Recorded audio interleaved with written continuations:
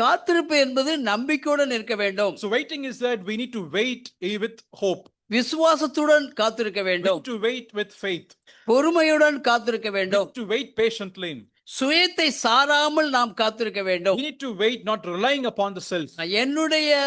எனக்கு அல்லது என்னுடைய பலன் அல்லது என்னுடைய பணம் அல்லது என்னுடைய சுற்றுப்புற சூழல் என்று தன்னை சாராதபடிக்கு, சுயத்தை சாராதபடிக்கு முழுமையாக கர்த்தரை சார்ந்திருக்க வேண்டும். We need not to rely upon our own self, our own money, our own circumstances, our own people, but we need to rely completely on the Lord. ஆகையினால நாம் சங்கீதம் அதே 26வது வசனத்தில் வாசிக்கிறோம், கர்த்தரை துதித்து உயர்த்தி காத்திருக்க வேண்டும் அல்லது உறுதியாக இருக்க வேண்டும் என்று நாம் அந்த வசனத்தில் படிக்கிறோம். That's why we also read in the same psalm that we need to we need to be fixed upon our Lord, and we need to praise him all the time. தேவனாலே எல்லாம் கூடும். Everything is possible through the Lord. மனுஷனால்